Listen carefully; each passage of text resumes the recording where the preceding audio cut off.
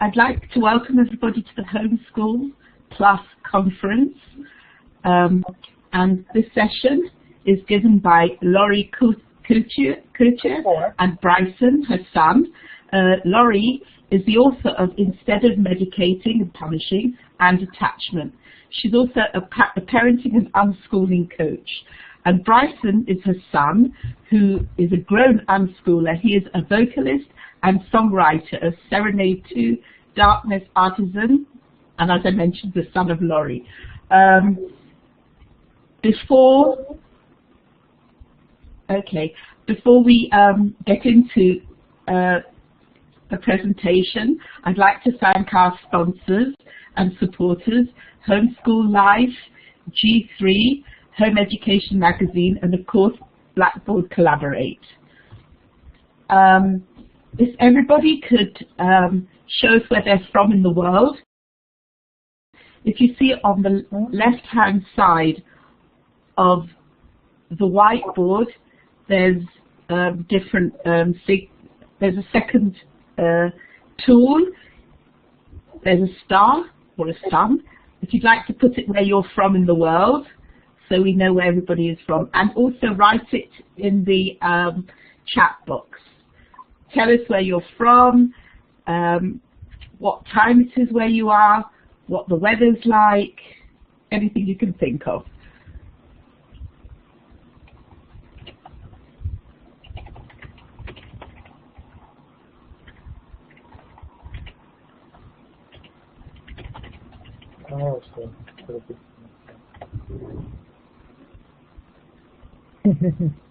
Wow. Hopefully we'll be getting more people, so we really will be international. Okay. Yeah. Oh, somebody else just joined, Paula. Now it's over to you, Laurie and Brycen. Okay. Now everybody can hear me. Everybody can hear us. Okay, loud and wonderful. Hello, everybody. Welcome to our presentation, Reigniting Your Child's Passion for Learning and Living Through Unschooling. I'm Laurie A. Couture, the author of Instead of Medicating and Punishing. And my son, Brycen, our Couture, is with us today. And Brycen is the frontman of Serenade to Darkness.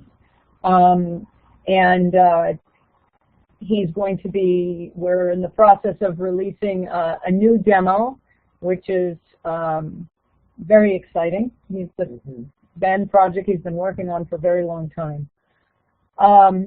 So today what we're going to be talking about, and I want this to be interactive as well, I want to be able to hear from other people where they're at in the unschooling process. So if you could maybe let us know through the chat box, are you brand new to, you know, the entire, idea of homeschooling? Are your children in school, or are you homeschoolers that are looking for a better, you know, I guess I do say it's a better approach because it's more natural. Or are you unschoolers already looking for new ideas, or are you just hardcore fans of unschooling and just want to get everything unschooling? So, okay, so we have two unschooled grads. Okay, great. Nice. Great. So, yeah, so two kids who have graduated from unschooling, like Brycen has done, one high school age and one 6 years old. Brand new to unschooling, but not new to homeschooling. Great. Anyone else? Because we have a couple more. We have other people in the chat room and just wanting, because this will help me know what to cover. 4 kids went up. Wonderful, lots of independent ESL, English as a second language teacher. All my kids have finished regular school, dabbled with unschooling last year, wish to keep going. Okay, so we have people from all around the board. This is great. This is good. Nice variety. New to unschooling and homeschooling is not so common and officially accepted in Brazil. So we have somebody from Brazil that is not as common and officially accepted. So you're kind of where the United States was in the mid-1980s, where getting started was kind of almost an underground project. like I said in the description, children are each born with an innate passion for learning and a unique purpose in life. And unfortunately, the traditional and public school system really has a way of destroying that unique blueprint that everybody has innately. It's something that kind of runs through all of us, just like our genetics. This idea that we have this insatiable drive to pursue something unique to us. And sometimes it's many, many things, and sometimes for some people it's one thing. And only, yeah, I want to close our window a little bit. And sometimes what ends up happening is some young people know immediately what it is. I mean, what it is that they love, they just immediately know. Music. Their passions. Yes, I know when I was little, art and writing were my things. I even invented words and spelling so that I could do it. My son has known since you were 5 years old, that you knew you wanted music. I was going to be a singer one way or another. Yeah.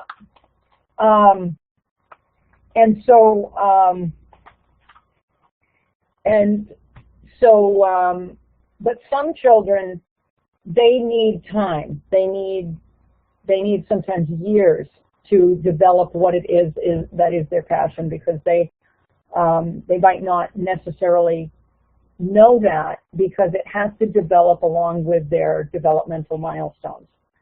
So when we put children in a situation of confinement where their basic biological needs can't be met, when their basic emotional needs cannot be met, and we're going to be talking about the human attachment cycle, and when there is all of this distraction from what their holistic development is pushing them to do, this distraction by the adults that are telling them to do this, do that, then what ends up happening is that child is not able to develop authentically. It would almost be like if you took a tree and you started pruning and even mangling, that tree against its will. And then you have something very different than what its genetic code was looking for. But in the case of children, maybe you're not changing the genetic code, but you're changing their holistic code, their spiritual and emotional and learning and cognitive, intellectual, creative blueprint, if you will. So I feel extremely passionate about children living and learning in freedom, not because I think it's this great idea that people came up with, but because, most importantly to me, is it's nature's intent. I always ask myself, what is nature's intent for learning? And if nature intended it, then we know that it's good for living organisms. So, Brycen, do you have anything to add about this? Mostly what I'm going to be looking at, talking about, sort of blending with what my mom says, is going to be basically how to handle the expectations of society while homeschooling. So I'm sure many, if not all of you, are totally familiar with the various questions that people tend to ask homeschoolers, whether it's, well, what about socialization, or this or that, and just milestones that our different cultures have decided to give our children, whether or not it's actually good for them. And so mostly what I'm going to be talking about is how to handle those expectations in a way that allows you to not feel pressured and move forward with those passions, or rather for the homeschooling children. Definitely. I'm going to just really briefly go over the human attachment cycle for one moment here. Can everybody see this okay? I know it's a little small, and let me see if I can increase that size a little bit. You'll have to bear with me here because I am not the most tech-savvy person on the planet, but I think that this is increased a little bit. Let's see. Okay, no problems. Am I a fan of Glasser choice therapy? You know what? I haven't actually, to be honest with you, I haven't read Glasser in 20 years, and so nothing about it stuck out to me as strong as the literature on human attachment and anthropology and the hunter-gatherer. So I don't really base a lot of my information on a lot of the educational theorists, except for people like John Taylor Gatto, John Holt, and a lot of the people who are actually studying human intelligence, like Howard Gardner. But yes, Glasser is somebody I had read way back in the day when I was actually working with younger children. I've worked with children all across the board. So I am going to show you the human attachment cycle, but I wanted to just kind of get into my background a little bit just so you have an idea of where I'm coming from.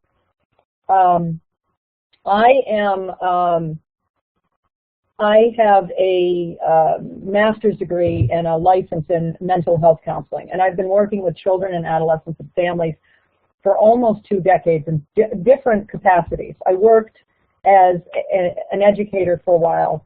I also did social work and worked with some very, very, very tragic cases of family violence and child abuse, neglect, and children who were in the foster care system and who were in, wrapped up as wards of the state and, youth detention centers and residential facilities.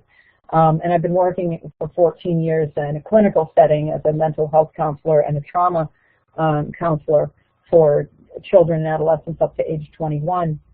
And but my real work, what I feel my real work is at this point where I feel I can make the most impact is through my writing and through my speaking and through my parenting coaching, my attachment parenting and unschooling coaching, because that is where I can work with families who are ready and able to make the changes, to be able to bring their children's needs into focus and to be able to make the changes to be able to allow children to thrive and to grow. In the clinical setting, it is very sad and it can be exhausting because so many of the parents are tragically so indoctrinated by the schools themselves that they can't see it any other way, and it can be incredibly exhausting trying to help those families get out of that cycle of labeling, diagnosing, medicating, or drugging. I like to call it drugging, and then having their children forced into that box of school in order for them to be seen as successful, and then forced into this idea of at home, it's this cycle of punishment and control. So it's very hard to get people out of that very punitive, anti-human, anti-life cycle. So I wanted to kind of give you a background that I have worked with a diversity of people and families of all types and over the years, and as well as unschooling families, homeschooling families, and families who have children in alternative ed. So I'm going to show you a slide, and we're going to look at this first part of the slide, child has a need. This is the human attachment cycle, and anybody who's read my book knows this all too well, because this is the foundation of everything that I speak about.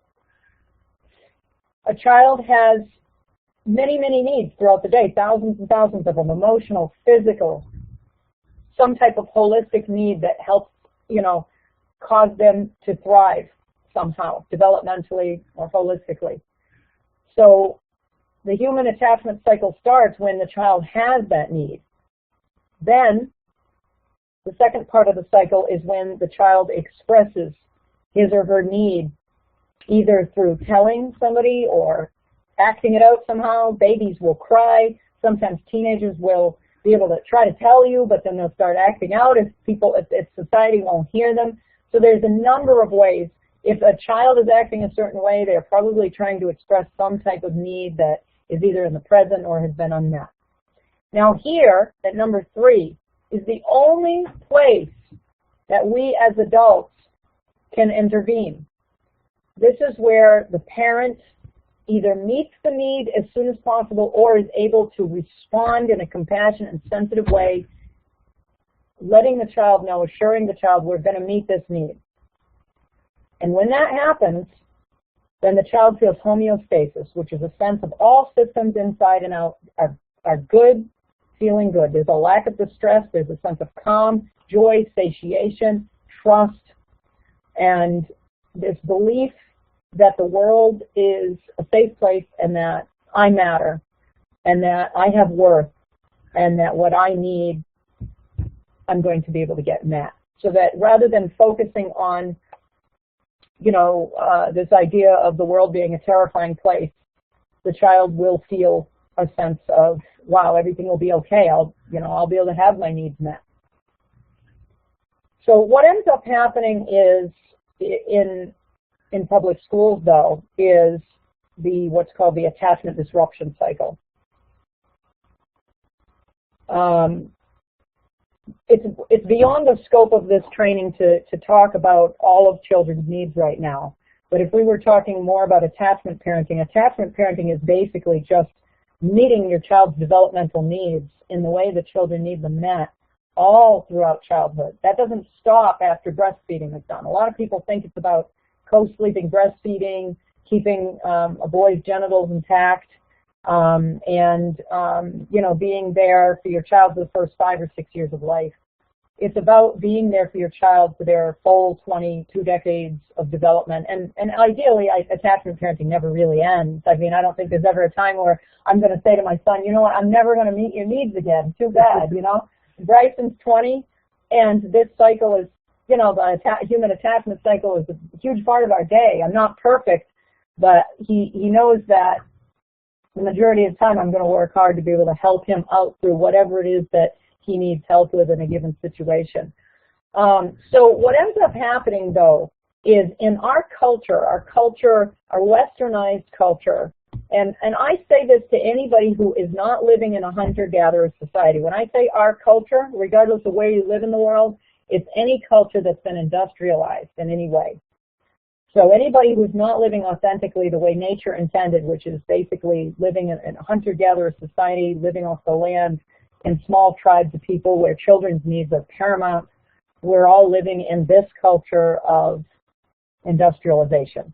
So what ends up happening is immediately from a young age in industrialized cultures, children are forced to grow up, children are forced to meet developmental milestones before they're ready. They're separated from their parents, and they're usually treated with a bunch, in a bunch of really negative ways, such as punishment, sometimes violence. And they're exposed to media, they're exposed to things that they cannot integrate into their development. And so then it starts coming out in the form of behavioral issues. So the human disruption cycle here is when a child has a need, the child expresses the need, but the parent ignores or fails to respond to the child's need. Or the caretaker. Or the caretaker refuses to respond. And the problem is that in public schools, you can't meet your child's need because your child is being controlled all day long. They're sitting in a chair, which goes against nature's intent. Children are meant from the time they are born to be moving. They're at no time in your child's development is it ever okay for them to just be forced to sit in a chair all day. When they're adolescents, they still need to be moving. Now, some people just are naturally very mellow personalities, very easygoing temperaments, and they might not seem to need as much movement as others. But the key is it has to be voluntary. We can't take people against their will, especially children, and say, we are going to control your movements. You are not going to be able to think and do and feel and meet your bodily needs and move your body and breathe fresh air when you need to. We're going to make you do it when we say it's okay, and we're going to say it's okay very rarely. And anytime you feel something's joyful or fun or playful, we're going to put a limit on it. If you do that, there are consequences by nature. So what happens is when, just by default, school causes parents to break the attachment cycle here because they're not there. And the caretakers are not responding to children's needs because all of the needs are regimented according to a clock or according to a curriculum. And so therefore you have all these little kids that are growing older, you know, or these big kids or these young adults, and they're all sitting there, and the older they get, the more shut down and cut off they are from their emotions, from their bodies, from their needs, and often from their passions. And so what ends up happening is they just become almost, you know, a lot of them become automatons, or they start really, really acting out.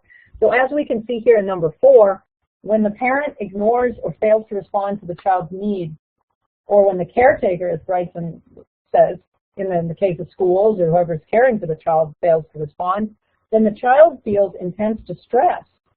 And really intense forms of distress and pain can actually cause post-traumatic stress disorder. And it only can take one incident of that, and we're not going to know where that is. So it can cause distress, pain, fear, rage, depression, and distrust.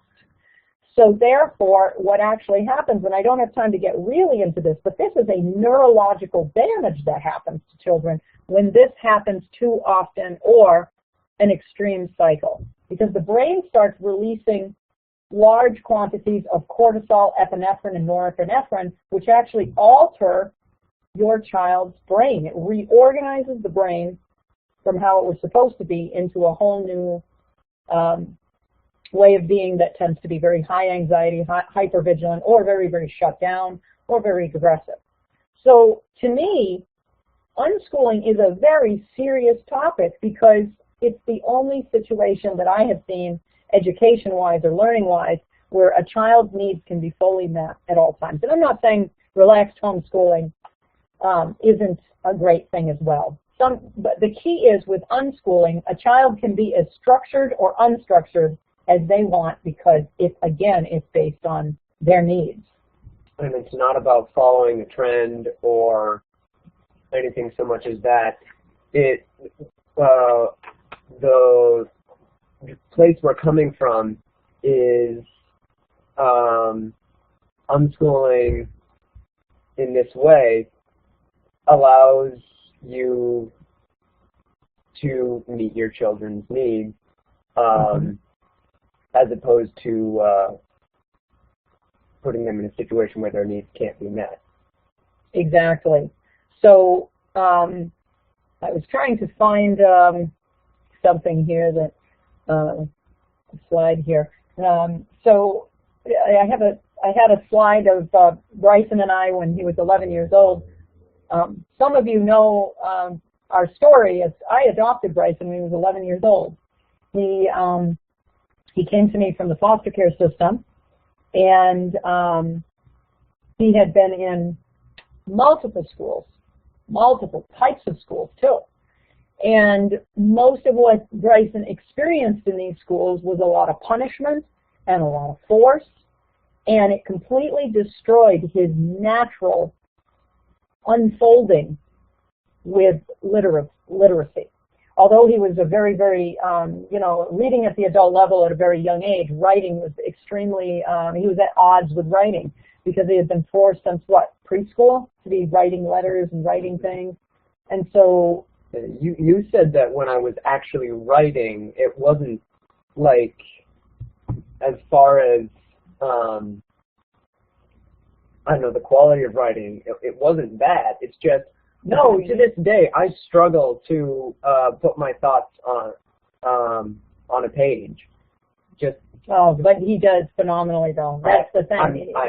Mom has actually helped me a lot in being able to just trust that, okay, and it's not a forced thing. This is creative. This is self-directed, and I'm able to do it now because of that. But if I had been in school all these years, I don't think I would be writing anything at all.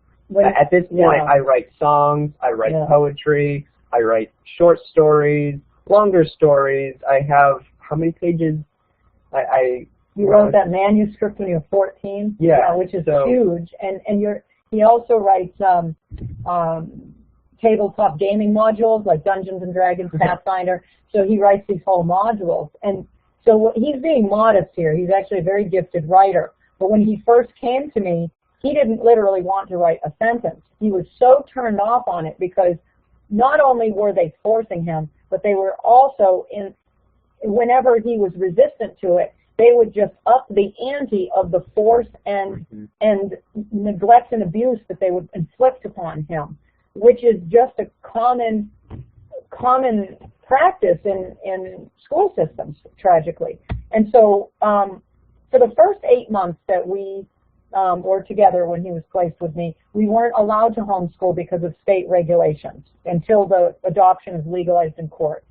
So I had him in this beautiful child-centered private school where he basically refused to write to them too. But at least it was an environment where he got to play outside and it was very child-centered, and they just kind of, it was like a holding tank. They were very forgiving. They were very forgiving. And so then when we began our unschooling journey, when, once we legalized the adoption, we basically, our first year, our state laws were more stringent with homeschooling. So that back then we actually had to have him write. We had to follow. The certain curriculum that we put together, but it had to meet state requirements. And thankfully, in subsequent years, I think 2 years later, they had completely wiped out that requirement. So all we had to do is show progress at beginning, middle, and end of year, which was perfect. So then he could submit any sort of writing he wanted. Brycen has a curse with cameras, by the way. He always yawns whenever he's in front of the camera, whenever we're taking family pictures. So I don't know. It's not that he's bored. It's something we joke about. Whenever he's put in front of a camera, he starts yawning. When Brycen started, we had to try to very gradually ease him into writing, because here we had this curriculum that we had to follow by state requirements, or we could lose our right to homeschool, or what the state claimed our right. I feel it's an innate right, whether you live somewhere where it's legal or not. It's a right to be able to guide your children, and it's a right for children to be able to live and learn in freedom, because as human beings, that is our natural state of being. Because you are your child's parent, you should have a say in basically, essentially, whether or not your child's needs get met, but you should have a say in how your child is able to flourish. Exactly. And so, this idea that the state gives you the right to be able to do that is ridiculous. But anyway, we still had to follow those requirements so that we could keep that. We wanted to have good relations with the superintendent's office so that they would stay off our backs. And so it was so difficult for Brycen. It was like pulling teeth, even with something as simple as I said, every day, one journal entry, one little page on a very small page, maybe half this size. And he did it, though. It was hard. There was some tears and tantrums, but it was done. Yeah. But luckily, as time went on, and we ended up having a few problems where Brycen was literally refusing to cooperate with the state homeschool requirements, and it literally got to the point where, sadly, I had to say to him, okay, here are options. We have this freedom here where we can do whatever you want, and you get to spend most of your day playing passionately, doing all of the things that you love to do, and you only have to do this writing in a teeny tiny little bit. But writing was, we would count the writing if he wrote a note on a balloon and sent it away looking for a pen pal, or wrote a letter to, the Bionicle Corporation, it does Lego. Oh, yeah, the Lego Corporation. But we finally had to get to a place where we actually had to bring him over to the school and say, this is where you would have to go if you don't choose this option. Because we couldn't financially afford a child-centered private school or something like that. So with just the way the situation was set up, my mom had to tell me, okay, the state is going to allow you to homeschool if you follow their requirements, but if you don't, the state's going to force you to go to this public school. And yeah. And so what ended up happening was when he was 14 years old, he ended up having to do just that because it had been such a problem that he ended up taking this writing class for a few weeks at the public school, and even though the teacher was actually pretty reasonable, he really hated being there. And so finally at home, he just sat down and he just started writing this manuscript.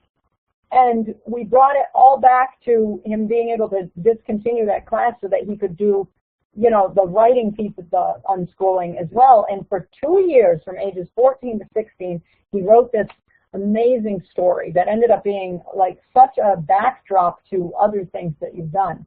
And which, by the way, we're not crediting the school with, we're not saying that, oh, when Brycen went to school, he was finally able to write when he no, got it's because you realized you had to go. I was doing neurofeedback.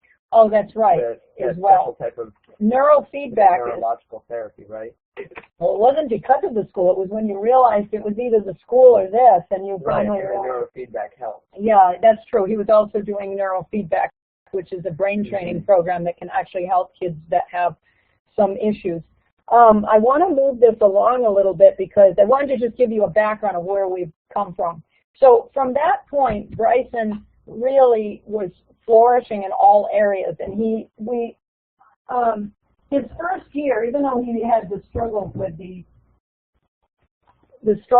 the writing, he was doing amazing things. I mean, this was our first year portfolio, and science was just a constant. You know, going out into the community, visiting all of your local science centers, going out into the woods. He was reading profusely, reading like crazy, and then he started his own business with these little animals, these little stuffed toys called themes. And I actually have more of a recent one, a modified one here.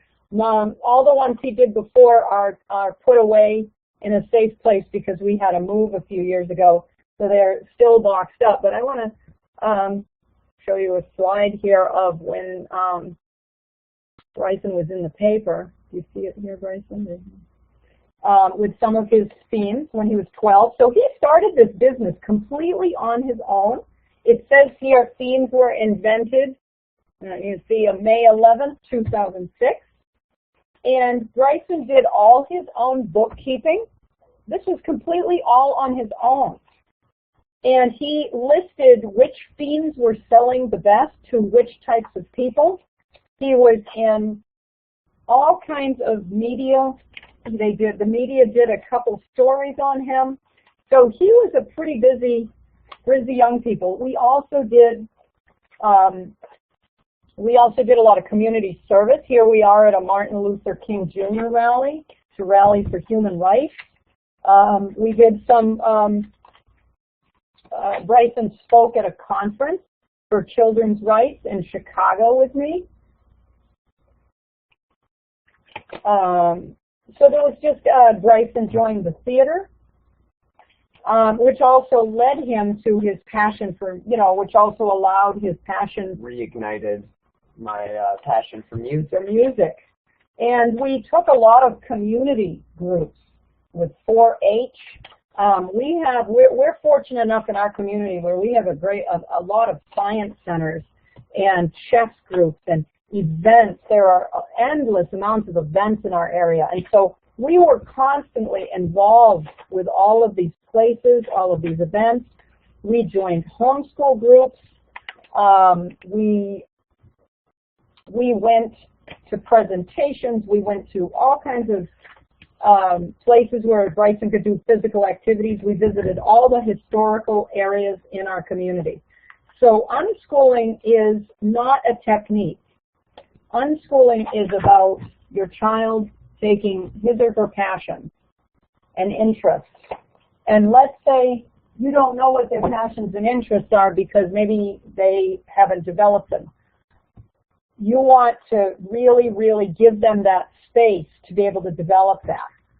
Now I have some videos on YouTube that are free where I actually list comprehensive list of some of the supplies that you can get for your family that don't cost a lot of money. It doesn't have to cost a lot of money for you to get started with unschooling. You want to start with your child's passion. Brycen's passions were always music, bionicles, Legos, arts, and being physical. So we got outside, we did things. We visited all of the things in our community that I could think of, that Brycen could think of, so that we could find out which ones would spark his interest. I see, I apologize, we haven't kept up with the as much as we should with the chat. I just saw this from Paula asking how my mom managed to teach like difficult things like chemistry. Actually, that particular subject is really interesting because, Mom, how much interest do you have in chemistry as far as like the technical piece? Very little, and Brycen had very little. I loved chemistry as far as the periodic table of elements. Oh, well, yes, you're passionate. And yeah, so absolutely. When I discovered the periodic table of elements, I loved categorized lists of things and tables, and so I was immediately hooked. And you got me several books on it, and I would research individual elements, their chemical properties, down to the atomic level, and that was all self-directed because I just thought it was really, really great.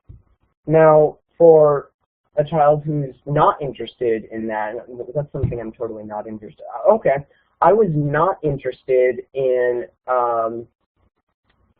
say, trigonometry. I thought that it'd be really cool to start studying because, I mean, math as a whole I enjoy, but I realized that when I started that I don't like this. This takes away from something about trigonometry, calculus, something about the higher maths really took away from the,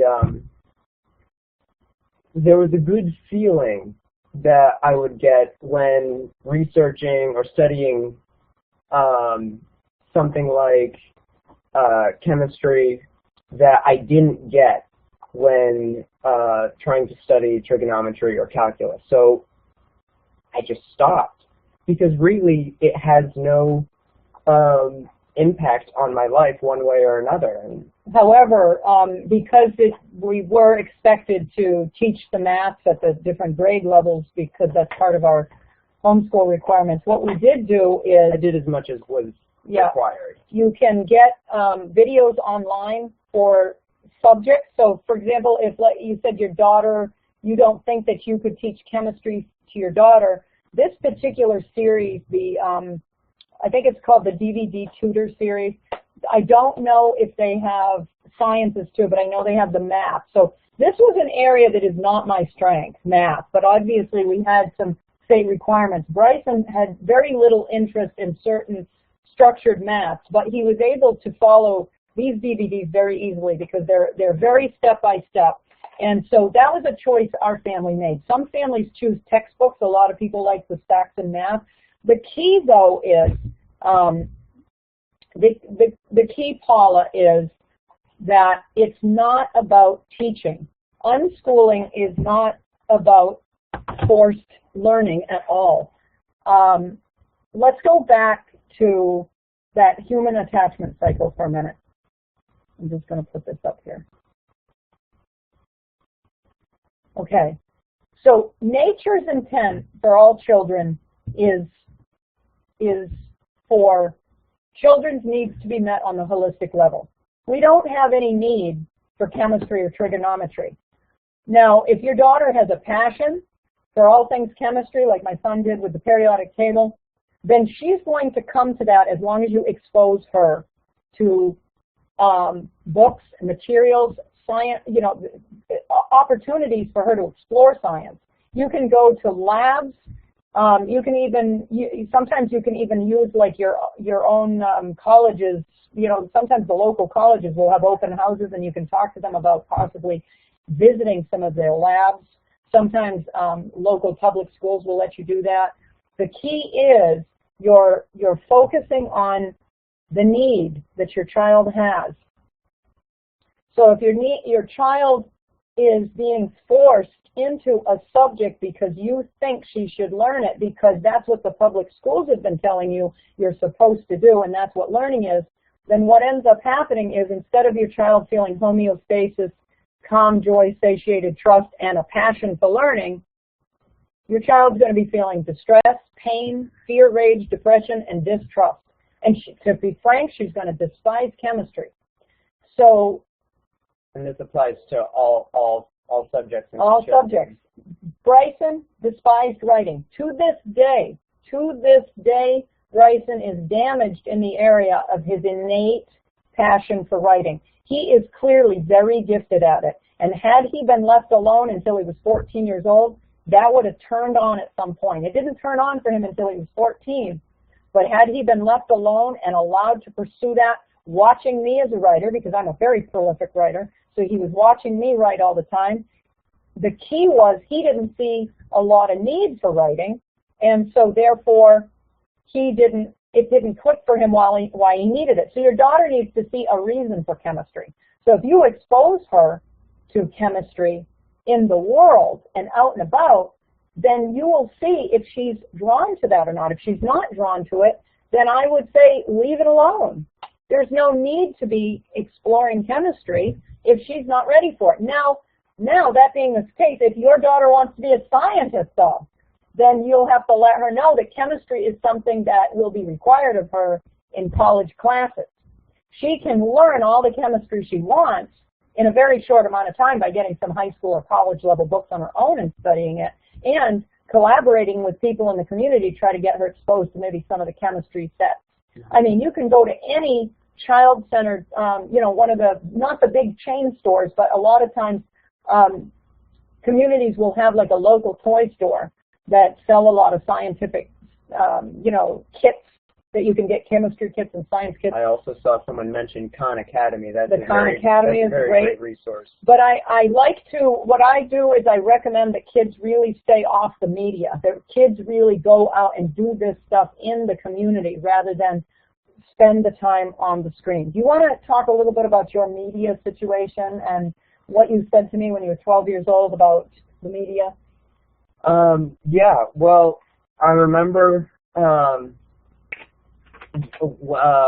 before my mom got me, when I was in the foster care system, media was how I survived day to day, whether it was TV or video games or actually, yeah, those two are pretty much it. I would, while ignoring homework from the schools, I would be playing video games and watching TV, usually at the same time.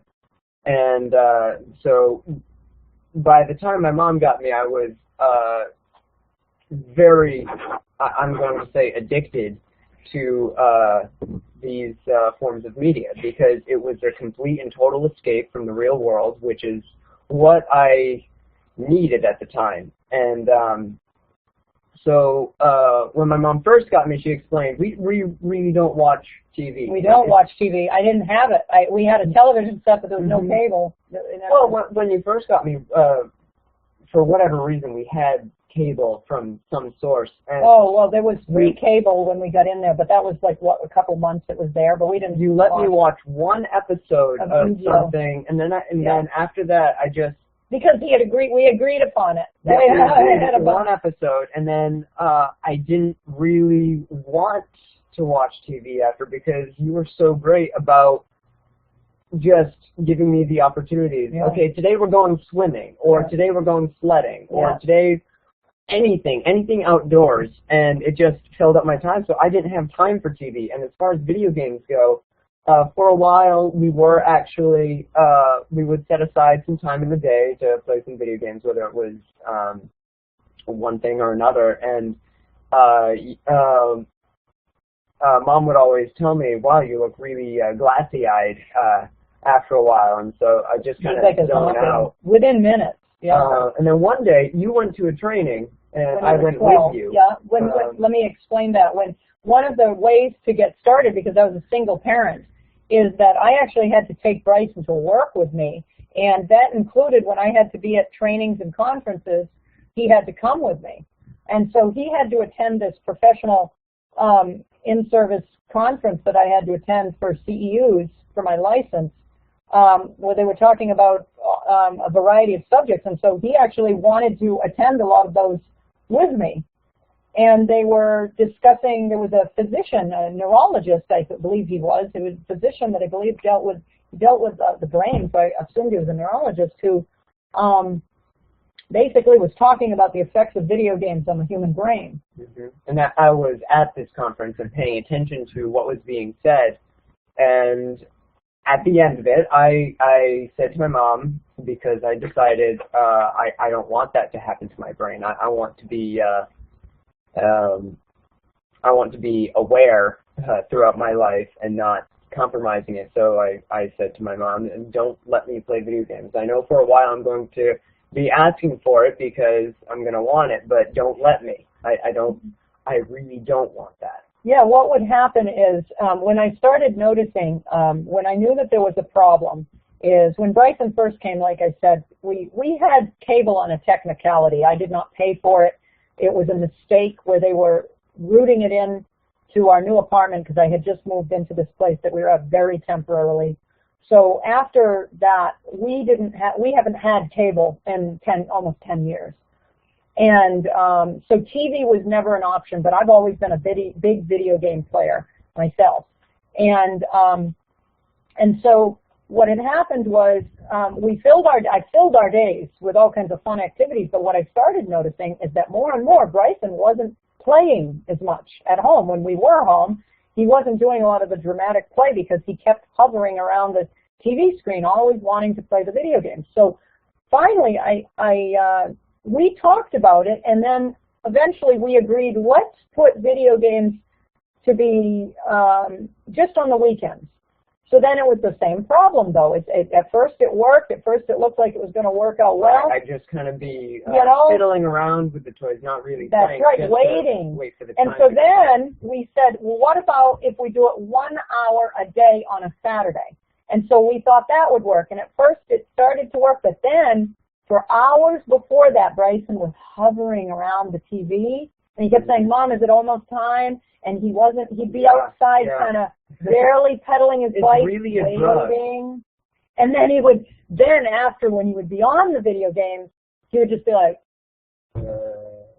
and then he couldn't switch gears. After that, when it would be turned off, there was sort of this depression, and he would sort of be sitting there and not knowing what to do with himself, and he'd just sort of sit there and fidget with the toys, but not really play. So at that point, when Brycen saw that training, and I didn't even know that that was going to be there. That was completely unexpected. Brycen said, do not let me play these. And so we sort of went through this detox period, and then we completely cut it off. And just so you know, I am huge on video games. Or rather were. When I was a kid. I mean, I am still the undefeated master of Tetris. Nobody has ever beaten me, unofficially, of course. But and we love to go to the local arcades in the summer down by the beach and drop a few quarters. And we have this great arcade about 2 hours from here where they have all the classic games. And we will go with our whole family and we'll spend, $20 there. But when the quarters run out, when the tokens run out, we're done. And so for us, that's actually an exciting, fun time. It's not like a nonstop part of everyday life. Whereas I see children today who are so attached, like physically attached to their phone, that they cannot function. They're all hunched over. Their periphery vision is being affected. Their spine is being affected. Their ligaments are being affected in their hands. And their ability to communicate with people. They're texting people that are in the same room as them. When I'm working in the clinic and I'm actually doing a therapy session with somebody, you wouldn't believe how many parents and kids right in the middle of something important will pull out that cell phone and start texting. So we need to be aware that this is not meeting children's needs. When we allow kids to just sit in front of a media source, which is a small constricted screen, even if it's a big screen TV, it's still your eyes are fixated on something very unnatural. And when we allow this to consume the majority of our children's days, their holistic needs are not being met. Kids need to be out moving their bodies, and not on a Nintendo Wii Fit, but on actually breathing in the air, receiving the negative ions in the atmosphere. Which actually make you feel good. Which make you feel good. They need to be listening, touching, sensing with the whole, all 6 senses out in nature, and that's what attunes us and allows us to build those instincts that also keep us safe and also allow kids to be able to explore their world and the things that they love. Now, when kids are inside reading, their bodies are still not as constricted as they are when they're on a screen, because their eyes are actually looking at paper, and paper has been, they've done studies and they've shown that there is not the same eye fatigue with paper as there is for a screen. They're also having the tactile experience of feeling the paper. They can shift and move their bodies around as needed. You can take a book outside. You know, your periphery vision isn't being so constricted. So that's what I wanted to say about media focus, because what I think we'll take up hiking. Excellent. Hiking is great. We happen to live in a beautiful region of the country, in New England. If you want to show where we are here. Nope, that's not New England. It's pretty. Oh wow! New England is so small. We're New England is right here, and we live in one of the many New England states. And basically, we live in an area that is so lush with habitat. We have the ocean. We have ponds, lakes, ocean, mountains, forests, and all kinds of ecosystems within that. So we are very fortunate. But anywhere you are in the world, there is nature. And if you're in a place like a city, there are nature spaces. And so it's important to be able to take some space away from the city and be able to explore more. But even in cities, there are trees and there are natural spaces, and a lot of times there's beautiful parks as well. And so, and I know the Arbor Day Foundation is really, really pushing for that in cities. So you want to try to really get out into the natural spaces, because that is truly what helps meet children's needs. And the reason, and so everything that I talk about is evidence-based. It's based on this human attachment cycle. And it's based on the fact that nature has